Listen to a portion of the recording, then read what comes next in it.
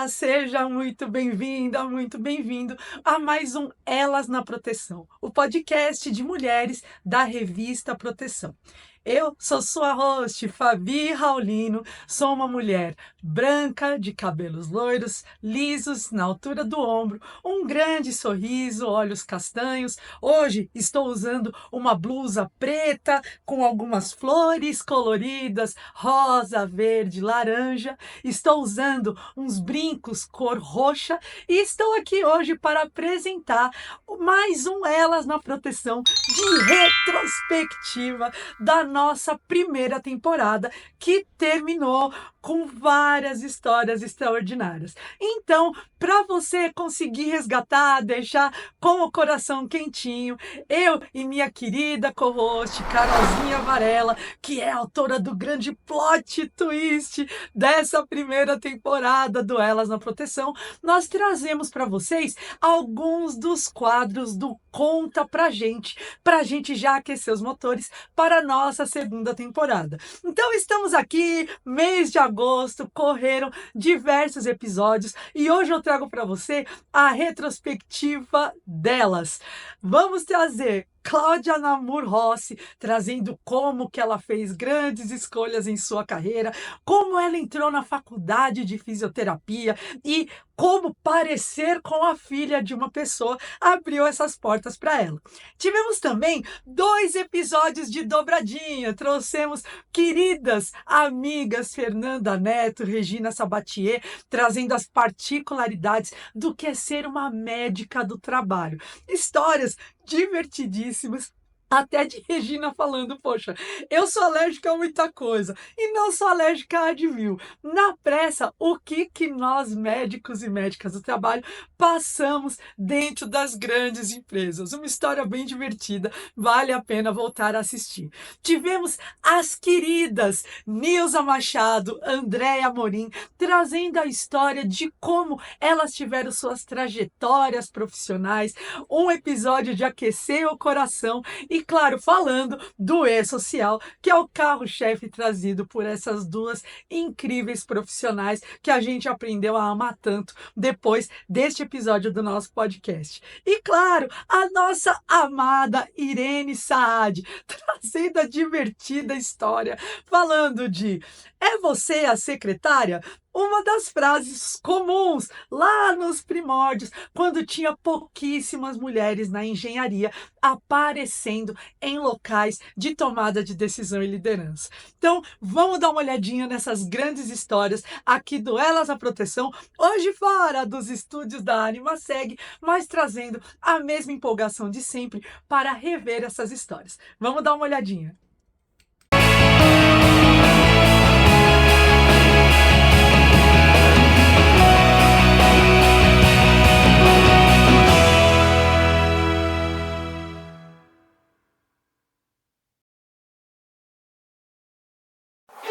O nosso propósito é tornar o mundo um lugar mais seguro.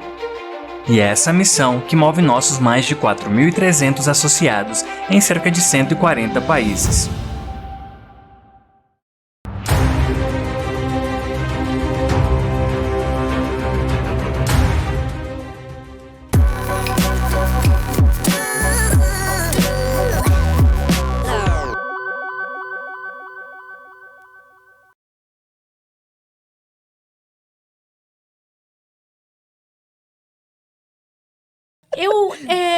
Eu tinha entrado em psicologia, estava muito feliz, mas falei, não é isso que eu queria uma coisa mais relacionada a corpo.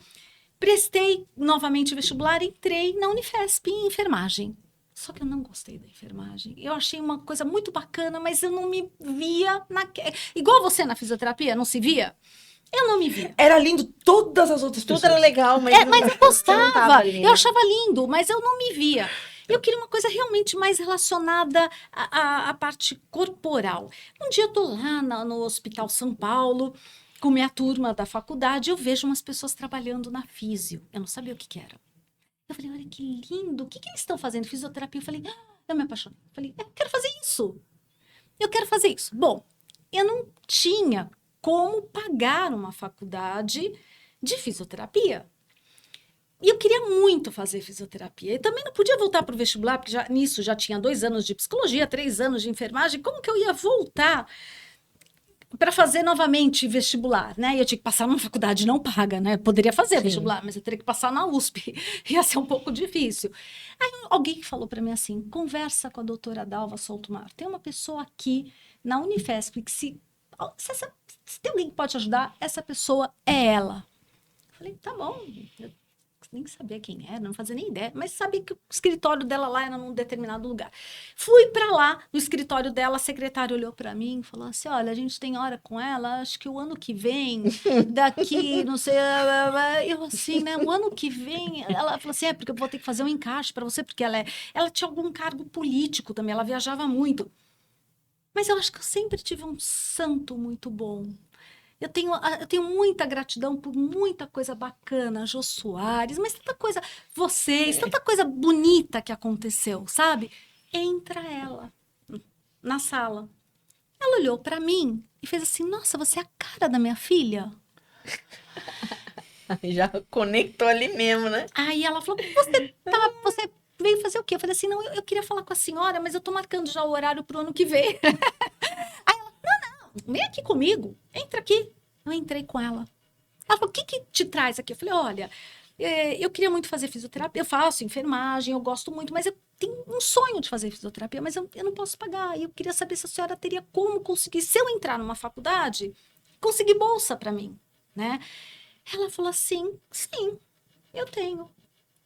Eu expliquei que minha mãe tinha muito mais idade, minha mãe era bem mais velha que eu, né?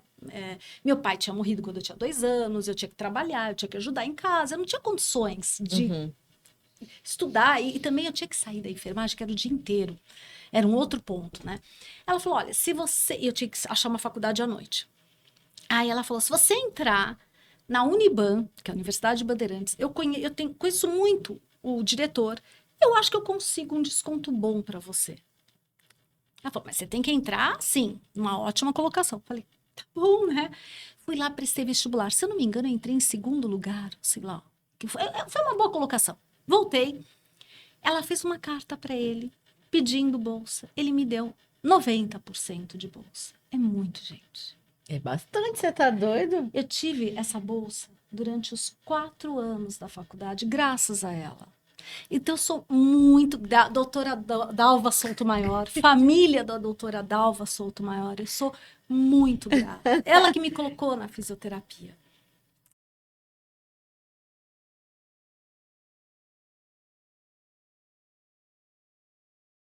Vou contar uma história que, na verdade, assim, vou começar lá de trás para frente, tá? Para fazer sentido.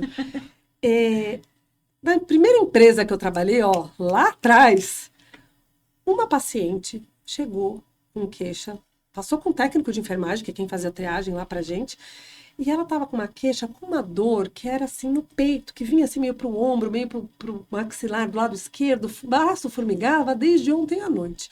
O técnico de enfermagem falou, essa mulher tá infartando. Aferiu pressão, e realmente a pressão dela era, sei lá, não lembro hoje, mas sei lá, 22/12, sei lá, tava mal. Ele falou, olha, você vai ter que passar com a doutora. Eu até então estava atendendo outra pessoa, não tô vendo isso acontecer. Ele me contou depois. Ela falou, não, com a doutora eu não passo. E ele falou, não, você não pode. Não, com essa doutora eu não passo, com essa doutora eu não passo. E ela não queria, porque não queria passar comigo, mas ele segurou ela ali e falou, eu não posso te liberar daqui sem avaliação da médica. É a médica que temos, você vai passar com ela. Bom, ela passou comigo, eu quando ela entrou não sabia que ela não queria passar comigo, ele não me contou. Quando comecei a atendê-la, fiz o mesmo diagnóstico, esta mulher está infartando desde ontem. Ela achava que eram gases da feijoada que ela tinha jantado. E eu falei, nós temos que correr para o pronto-socorro, né? E diminuindo os detalhes, porque teve muito mais coisa ali, mas conseguimos colocar ela na ambulância, levamos para o pronto-socorro. Ela estava até sem documento, tive que ligar para o marido, encontrar a gente no hospital, enfim. A história é boa e o perrengue é bom na volta dessa mulher depois de infartada, né, revascularizada no hospital, afastada. Ela me trouxe uma baita de uma cesta de chocolate, de um monte de coisa, e disse assim pra mim. Aí ela me contou. O técnico de enfermagem nunca tinha me contado que ela não queria. Ele me contou depois que ela me contou. Um gentleman, né, esse técnico? Ele falou, pra que eu vou contar isso pra ela, né? Eu não preciso saber. Aliás, deveria, né? Era um feedback. Deveria existir um motivo pra ela não querer passar comigo. Sim. E aí, ela falou assim, olha, doutor, eu tô te trazendo essa cesta, porque o médico lá do pronto-socorro falou pra mim, agradece a médica da sua empresa. Se ela não tivesse agido rápido, talvez você não tivesse tido tempo de ser salva. E ela falou, e eu entendi a importância, eu entendi o quanto... E ela não queria mesmo, tá? Eu falei que eu ia cortar porque eu tive que convencê-la a ir pro pronto-socorro. Ela não queria, porque ela não aceitava nada do que eu dissesse pra ela, porque ela não queria nenhuma conduta minha. E aí ela falou, eu tô te trazendo isso, mas eu preciso te contar que eu não queria passar com você. Eu fiz assim, por quê? E na minha cabeça não existia essa médica. Eu era ótima, maravilhosa, com todo mundo. Não tinha por que as pessoas não passarem comigo. E ela falou, porque eu vim aqui um dia com dor, a senhora lembra? Eu falei, não faço a menor ideia se eu já te atendi ou não. Posso até olhar no prontuário. E aí peguei o prontuário e vi. E realmente eu tinha atendido ela, mas eu não lembrava. Eu vim aqui com dor. Eu sei que aqui na empresa que a gente trabalha, as pessoas que reclamam muito de dor e as pessoas abusam. Tem gente que vem aqui falando que tá com dor só porque quer atestado. Mas essa não sou eu. E quando eu vim aqui, a senhora nem ligou pra minha queixa, me deu a medicação e mandou voltar a trabalhar. E eu não me via nesse lugar. Eu não achava que eu era essa médica.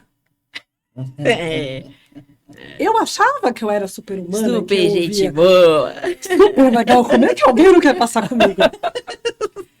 E aí, realmente nunca foi meu feitio ter este comportamento. Mas a gente também é humano, que é o que a gente estava falando Sim. aqui. A gente também tem nossos dias ruins. E às vezes a gente entra na pilha. Sim. E aí, aquele dia, depois que eu fui olhar, eu fiquei muito sem graça. Pedi Olha o mil desculpas. impacto gigantesco dela guardar. Sim, daquele dia pra frente, eu mudei muito meu comportamento.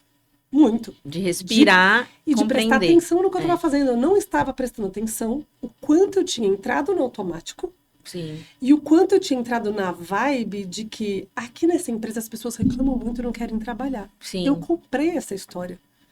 E cada caso é um caso. E existiam estas pessoas Sim. ali? Existiam, mas não era a empresa. Eram algumas pessoas. Sim. Como Algumas. médico, a Essa é muito expectativa legal em essa cima de história. vocês é enorme.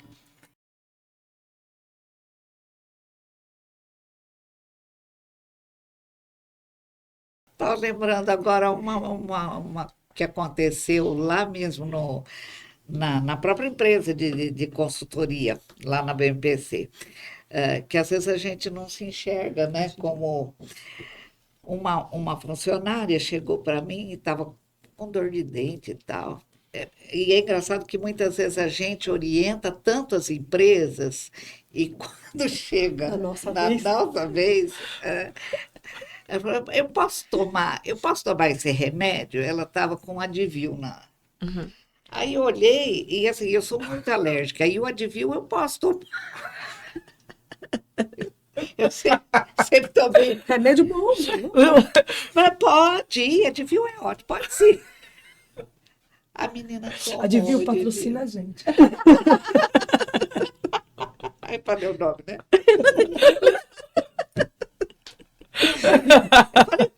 Pode, é ótimo. Tava assim. Daqui a pouco ela veio, a boca desse tamanho. Ai, meu Deus! E a BPC era ali na Cincinato Braga, bem atrás do Santa Catarina. Graças Mas a eu Deus. peguei a chave do meu carro, não, mas eu peguei a Olá. chave do meu carro e dei para a enfermeira, falei, pelo amor de Deus, põe ela no carro e leva ela para o pronto-socorro. Esqueci que tinha o Santa Catarina ali, né? Quando a menina chegou na porta do estacionamento, ela me ligou, doutora, não vai dar tempo. Aí eu falei, entra no Santa Catarina, pelo amor de Deus, entra no Santa Catarina. Deus que bem. Perrengão. Olha o PEI. Ela ficou internada 2 dias Por uma dor de dente. por uma dor de dente e um descuido meu, né? Que a gente fala tanto, olha, para as empresas, não pode ter medicação.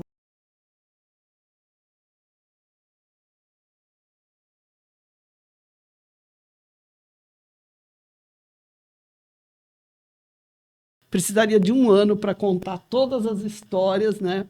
Mas eu me lembro de uma delas que eu estava com o diretor de uma empresa e a documentação não tinha saído ainda, mas eu afirmava que ia sair porque pela evolução, pelas empresas piloto que eram clientes da nossa empresa, então eu acompanhava, eu sabia que já estava a ponto de publicar aquilo. Eu afirmava, né? Eu estava nessa empresa afirmando. E ele falou para mim assim, você disse que aprecia o meu produto, que o seu produto não falta na sua cozinha. Eu digo para você, se esse E-Social chegar, nunca mais você vai experimentar o meu produto, porque nós vamos fechar essa empresa. E eu fiquei olhando assim uns minutinhos para ele, aí eu pensei assim, falei para ele, né? Falei, olha, faz sentido isso que você está me falando, que o senhor está me falando, porque a sua empresa tem 100 anos, né? E se a não conformidade na sua empresa for tão grande que você não consiga fazer essa adequação, porque a adequação vai ter que ser feita de uma forma ou de outra, uma das opções é fechar. Então, eu estar aqui, né, comunicando, informando tudo isso, continua sendo importante, até para você tomar essa decisão de fechar. Você já começa já a se preparar a partir de agora para fechar. Não sei, ele levou tanto susto porque eu falei isso para ele, porque ele falou para mim, mas acho que claro que não é verdade. Tanto que o E-Social veio e eu continuo consumindo o produto dele, né? Mas são histórias, né? Como outras de donos de empresa, que já era cliente muito antigo nosso, né? Mas eu não conhecia e eu tive o prazer de ir na sala da pessoa e a pessoa estava sentada assim, Fabi, como nós estamos. Depois o senhor deu a volta e quis sentar do meu lado para que eu pudesse. Aí já tinha a documentação, eu estava com a documentação na mão e ele sentou, colocou o óculos e veio ler junto comigo o que eu estava lendo para ele, né? Demais.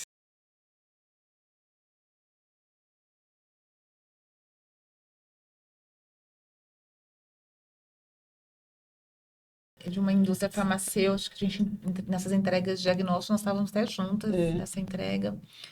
E ela ficou muito revoltada, né, com esse social. Ela falou assim, se esse negócio entrar, assim, eu vou voltar, eu vou para Portugal. Eu não fico nesse país. Vocês sabiam que eu tenho dupla cidadania? E a gente assim, Vai né? entrar. Se ela lê esse pensamento, ainda bem que ela não tinha pensamento. O que a gente estava pensando, o que a gente comentou, né, depois. Era. E assim, o pessoal tinha vontade, às vezes, de esganar a gente. Aí a gente falava, eu não sou receita, né? A gente sempre falava, eu não sou a Receita Federal, gente, eu só tô apenas alertando, né? A gente sempre falava, né, doutora? Sempre alertando vocês. Na verdade, a pessoa faz a projeção mesmo. Acha que você é a Receita, né? E a pessoa quer, né? E quando a gente tem percepção de alguma coisa, a gente já constrói o repertório a respeito daquilo. Exato. Olha, nós não somos Receita Federal, nós somos uma empresa igualzinho vocês, que está tomando as providências de adequação dessa grande mudança que vai acontecer.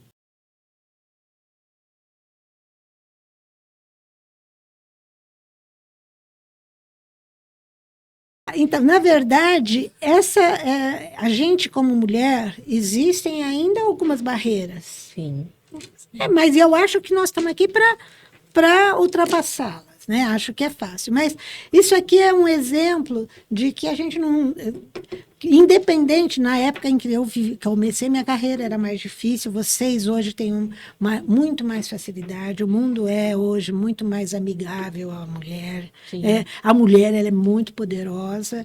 Mas, para vocês terem ideia de como as coisas eram mais difíceis, quando nós estávamos na Fundacentro, nós trabalhávamos, naquela época, num prédio onde tinha a sala do chefe, tinha uma sala para a secretária e tinha um salão que era dividido por nós 6 na área engenheiro, físico, quem era da área técnica.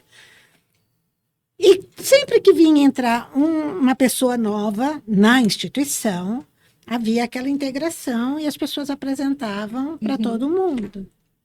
Aí entrou um colega nosso, infelizmente já falecido, mas era muito querido, foi muito, muito, muito querido. Mas a história é engraçada, porque ele entrou, era engenheiro, né? Foi apresentado para nós. E aí ele entrou, o Zé Manuel trouxe, que era o nosso chefe. Aí ele passou num, cumprimentou, cumprimentou. Quando ele chegou em mim, ele falou: "Ah, você é a secretária, né?" Aí eu falei: Não, eu sou engenheira." Aí ele olhou para a Leila, que era a outra, "Mas então você é a secretária." Então é só para vocês imaginarem como era a visão da mulher naquela época, que não se tinha a ideia de que uma mulher poderia estar, porque na área da segurança só tinha homem, né? A grande maioria era homem. Então, isso é mais para vocês saberem. Nós, mulheres, somos poderosas, nós podemos fazer o que for, não importa em que situação.